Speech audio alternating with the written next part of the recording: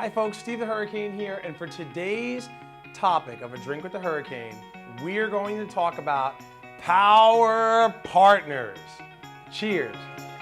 Drink with the Hurricane, the home care sales and marketing talk show that discusses all things growing your home care business. Folks, if you've been watching me for the last 5-6 years now, you know if there is one thing I am known for, it is all about power partners. I have created this movement about interdisciplinary professionals working together, going after a common target to develop relationships that raise both companies or all companies together. You ever hear the saying, rising tides lift all boats? Well, that is the concept of power partners at its very core. Every boot camp, every conference, every presentation I've ever spoken at, they all request the creation of power partners.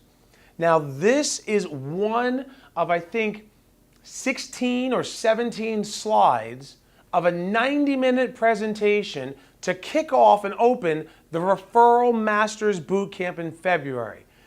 I cannot stress enough that you register and sign up for this right now. Now, this is just what power partners can do. The first thing that power partners can do and why people like power partners so much is we can refer each other business. Now, if you think about who could be a power partner, it's home health, hospice, private duty. Those are the primary three. There's a bunch of others at the boot camp. I'll go over all the others and specifically what we're looking to get and gain from the relationship that we have with them. But home health and hospice and private duty, all three are what I call the interdisciplinary team that make up the three-legged stool of home-based providers. Because without one or the other, it doesn't stand properly and it'll fall over. So you need to have all three working together. So clearly, referring each other is essential to the power partnership. But the relationship doesn't stop with referring each other. There's also collaboration on events.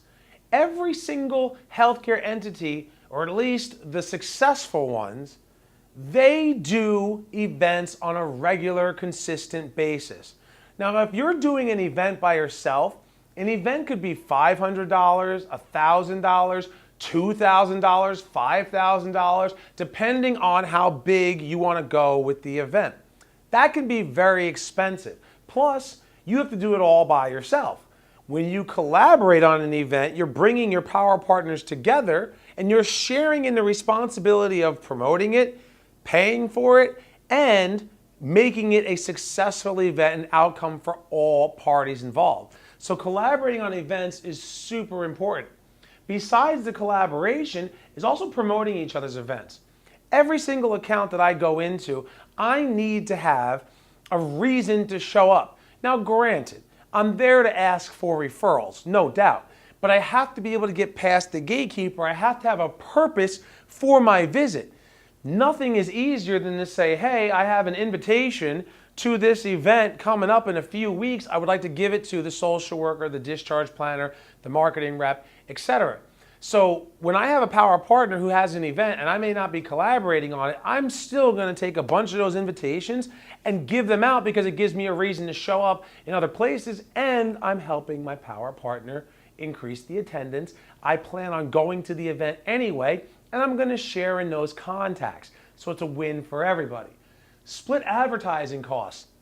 When I go to the Alzheimer's Association conference, that conference costs a lot of money to be a vendor, $1,000, maybe even $1,500 to have a table with 2 chairs.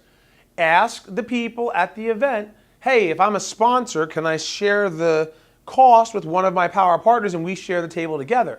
9 times out of 10, they're going to say, okay, sure, no problem, because they want their $1,000, their $1,500 to offset the cost of the event.